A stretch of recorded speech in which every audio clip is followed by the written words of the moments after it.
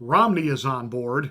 I recognize that we may have a court which has more of a conservative bent than it's had over the last few decades.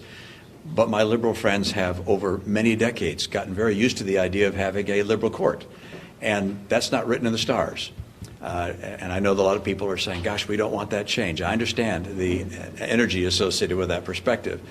But it's also appropriate for a nation which is, if you will, center-right, to have a court which reflects center-right points of view, which again are not changing the law from what it states, but instead following the law and following the Constitution. Full steam ahead for President Trump to nominate and see that nominee confirmed to the United States Supreme Court before the election.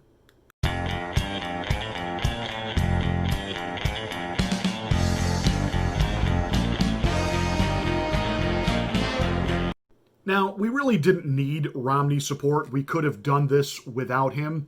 And I'm not saying that now Romney thinks that, wow, I've had this epiphany and Donald Trump is an awesome president. No, nay.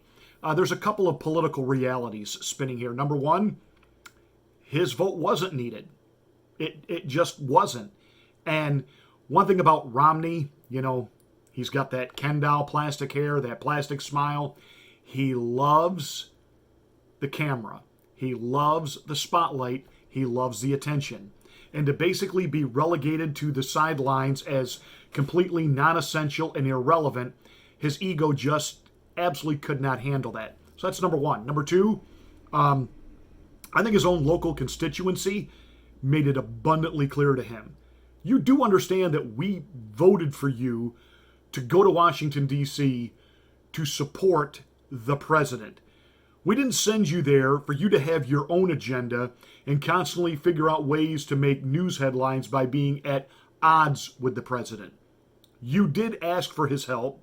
He did endorse you. He did campaign for you. He did help you get the job. And now that you've got it, you're going to be Judas. You're going to just spit on him. You're going to constantly think of ways to undermine him. And you think we will reelect you, that you will go back there? Are you out of your mind? I think Romney's family told him, you need to get on board with this one. This train is leaving the station. Now, of course, everybody wants to know, well, wait a minute. Back in 2016, Barack Obama wasn't allowed to get a nominee through after Scalia died. Well, that was because the Senate was controlled by one party. President Obama was the opposing party. And if you look at precedent throughout history, that's the way it works. But if you also look at the precedent throughout history, when the president and the Senate are in the same party, even during an election year, the nominee goes through. So Vice President Biden has been asked, if you get elected, are you going to pack the court? It's a legitimate question, but let me tell you, I'm not going to answer that question because it will shift all the focus. That's what he wants. He never wants to talk about the issue at hand. He always tries to change the subject. But let's say I answer that question. Then the whole debate's going to be, well, Biden said or didn't say. Biden said he would or wouldn't. Okay, boys and girls, let me help you understand that. A non-answer is an answer. When he says, oh, we're not going to let Trump distract us from the real issue here. Well, this is part of the real issue. Are you going to pack the court? Now, you've said in the past you wouldn't, and now that you won't answer the question, that's exactly what's coming. Because again, the Democrats, the left loons, are emphatic about this. If this president gets his nominee through, they're going to burn the country to the ground.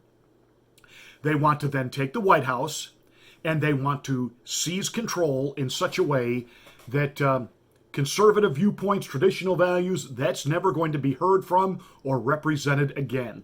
They will bring Washington, D.C. and Puerto Rico in as states, guaranteeing them 4 more Democratic senators. They will pack the courts. In other words, they'll put 10 more liberal justices onto the Supreme Court. They will expand that court, and it literally will become a 3-ring circus. Do you understand that the Democrats are leading us more and more, not only into socialism, but third world socialism, where everything is a 3-ring circus? Venezuela comes to mind. And this is what the Democrats are proposing to do. Not that funny, you got Biden out there talking about that he is the return to normal and he will bring a peace and a calm to our nation. Well, who is it that's out in the streets rioting and burning everything down? It's happening in Democratic states with Democratic mayors, Democratic governors. That's where all of the rioting and the chaos is taking place. And do you understand what the liberals are telling us emphatically now?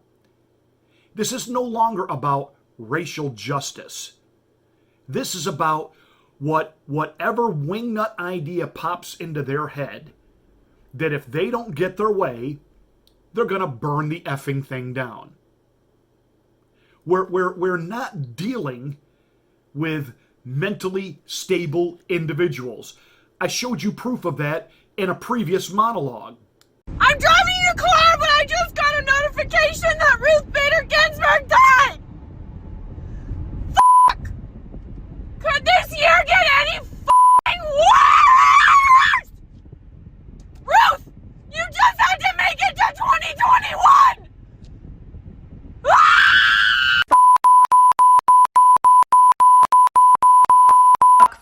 Seriously? God you, 2020. Not Ruth. I have not felt this amount of sinking despair since November of 2016. I was violently, physically ill the day after the election, and I was told I was overreacting.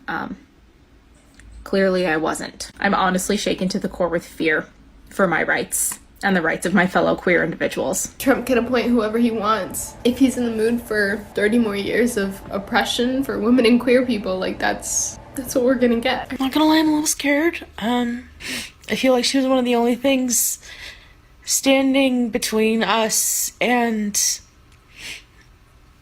fascism. Where were you when you found out that Ruth Bader Ginsburg had died? Because I burst into tears in the middle of Target. But this is also one of the scariest things that has happened.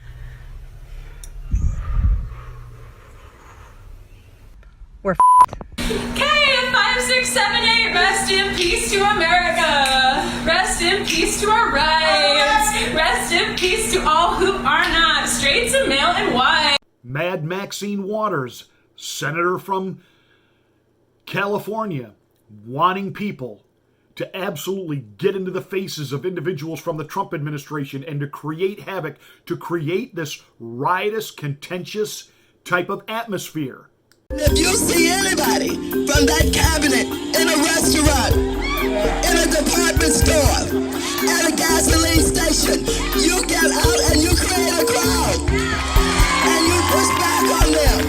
And you tell them they're not welcome. The people are going to turn on them. They're going to protest. They're going to absolutely harass them until they decide that they're going to tell the president, no, I can't hang with you. They have harassed people like Mitch McConnell while he's been out to dinner with his wife. They have harassed Ted Cruz while he was out to dinner with his wife. They ran Sarah Huckabee out of a restaurant with her family. I mean, these people are off the charts. And they're burning and they're looting and they're destroying, and now they're saying they will burn the country down. And you even have so-called journalists from the lying legacy corporate corrupt mainstream media saying, well, this is what it's come to, this is what we might have to do. So what they're telling you is, do what we say and no one will get hurt. And yet then they stand up there, Nancy Botox Pelosi, Chuck E. Cheese Schumer, Joe Biden, and they talk about democracy.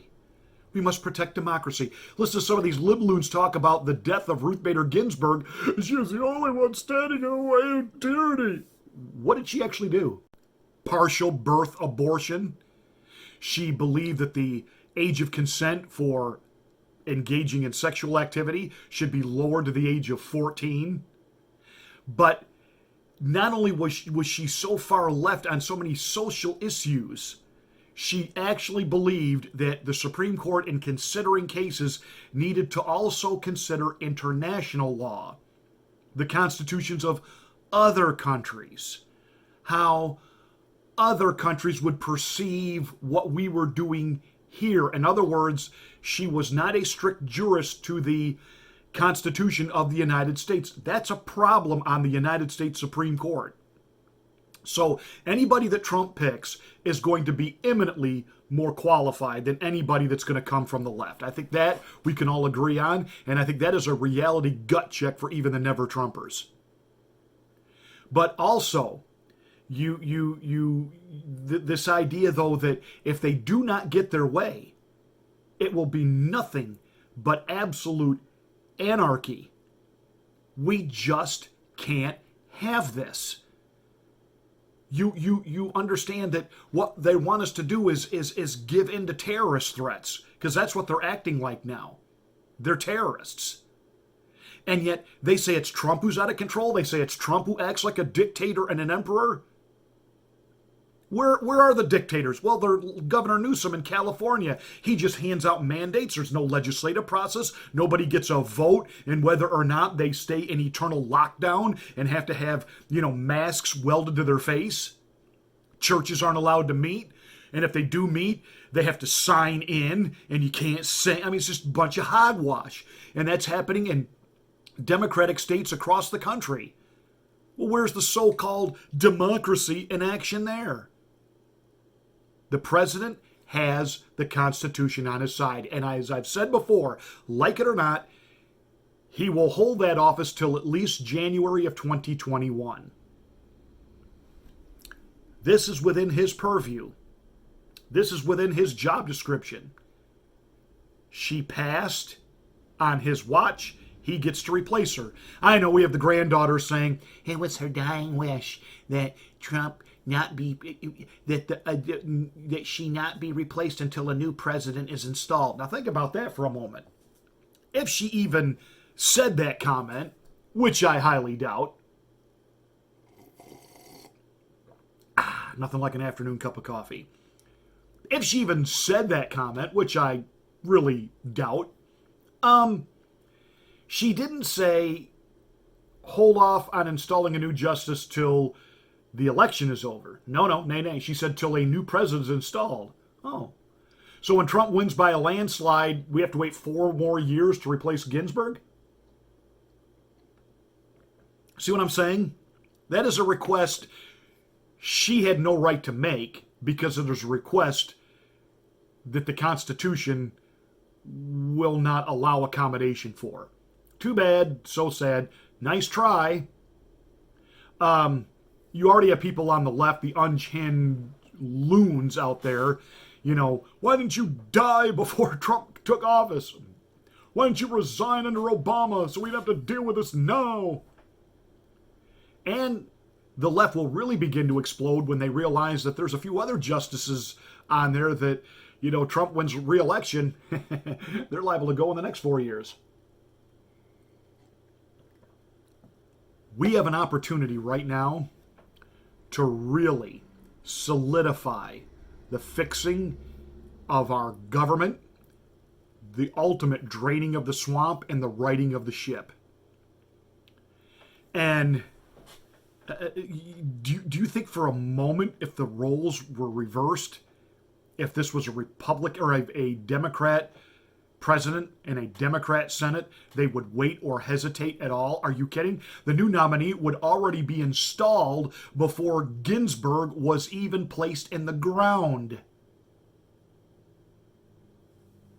So this is where we're at.